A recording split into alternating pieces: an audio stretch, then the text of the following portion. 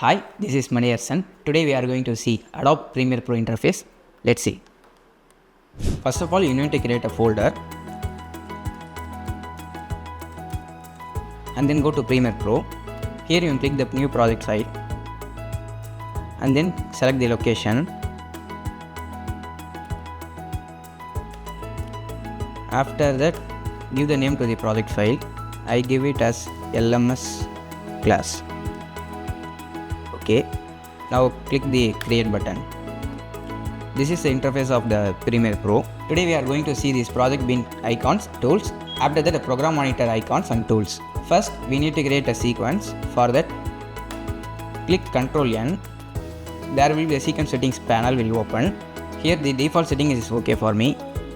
For you, if you want to create a specific size, you can go to the settings and click editing mode. In the top of that, there will be a custom option. After that, you click the size and change it.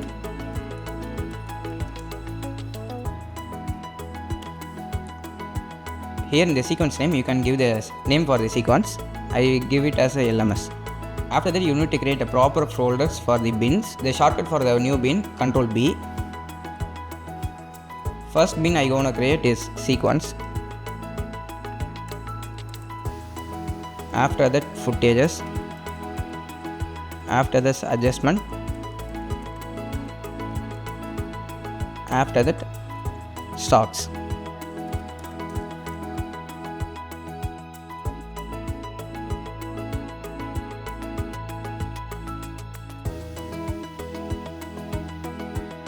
After that, I click in the footages.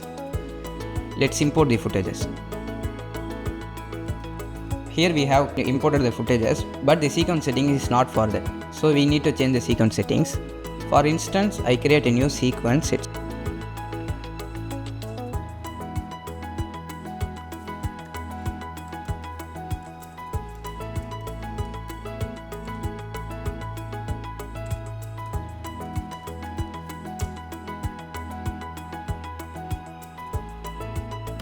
After that, creating a sequence, now import the files. Just click and drag.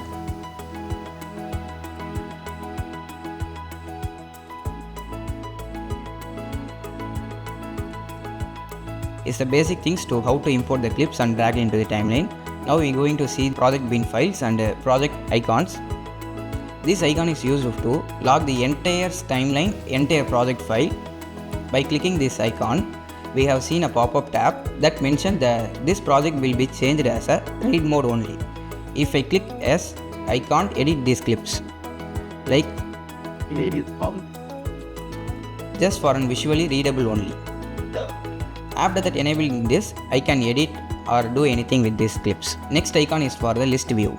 In this, we can see the metadata of the clips, file name, file info, audio info, capture settings, status, start and end durations. Much more metadata we can see in this icon. After that, icon view. In this icon view, we can preview the video with a smaller tab, and we can also select in and out for the clips. After clicking in and out, after selecting in and out, we can straightly drag into the timeline. The next icon is the freeform view. In this view, we can adjust the clips wherever we want, as like this. After the scale icon is used for the scaling the clips like this. By using this, I can scale the clips. By using this icon, we can sort the clips by the name or selected labels or media type or media start, whatever. I click the name. The clips are arranged in the alphabetic order. Next one is the automated sequence. Here, I selected these 4 clips and clicked the automated sequence. In this tab, I selected the selection order and overwrite edit. Note double point the transitions. For you to understand how it works, I clicked the video transition on and the audio transition off. See here, the video transitions are enabled, but audio transitions are not enabled. For example, now I am clicking the both video transition and audio transition. See, the video and audio transitions are enabled. Next is the find icon. In this icon, we can find the clips whatever we want in the bin. This project is a small project. If we work in a big project, there will be a chaos, like lots of clips in it, but we can't find it. That's why we use this tool. In this column, I click the name for the both. After that, the operator should be in start with for the both, and find what? A00.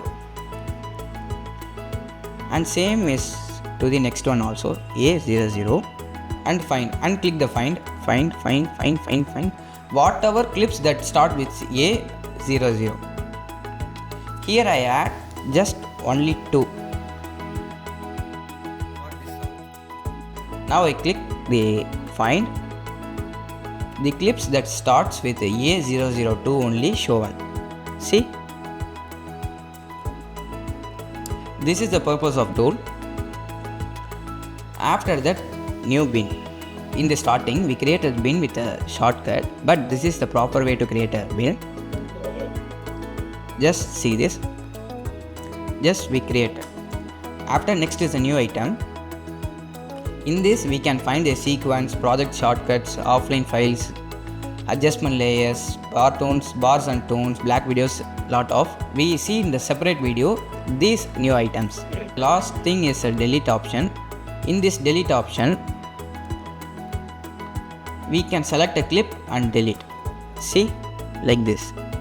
Or else we can select multiple clips to delete. See, like this. If I hit the yes button, by this we have explored the project bin and its tools. Now we are going to explore the project monitor and source monitor and its tools. This panel is known as a project monitor, and next to this is considered as a source panel. In this project monitor we have lots of tools. First one is the safe margin tool. The first button is the safe margin. By clicking it, we have a safe margin in that. By placing the clips or any other items like solid, PNGs, JPEGs, text, anything that will be placed inside the margin only. The next button is mark in and mark out button.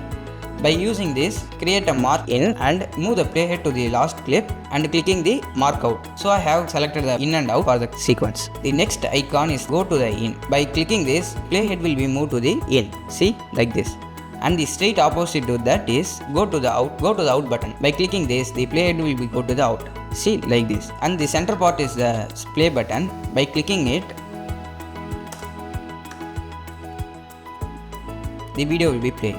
By clicking this button, we can backward the video by 1 frame, like this. If I click the shift key and this button, the video will be backward by 5 frames. Now, in the project bin, I have selected the clip by double click. That will be opened in the source monitor. Here I will select the in and out. The in and out shortcut is I and O. After selecting the in and out to the clips, now we see the two icons, that one is insert and other one is override. By clicking the insert, the clip will be inserted in the timeline before the clip. See, like this. The same thing I will do the override. Like for instance, I click the play in between the clip and then click the override. See, the clip are overrated in between the clips. The next icon is the export frame. By using this, I can export a particular frame which I want to export as a JPEG or PNG, anything. Like clicking this, I can select the format like JPEG, BMP, DPX, GIF, anything. After browsing the folder, I can click OK. That will be saved as a JPEG. Finally, the button editor. In this button editor, we can see a lot of keys, lot of buttons that will be imported in the program monitor. We will see these buttons and icons in a separate video. Thank you.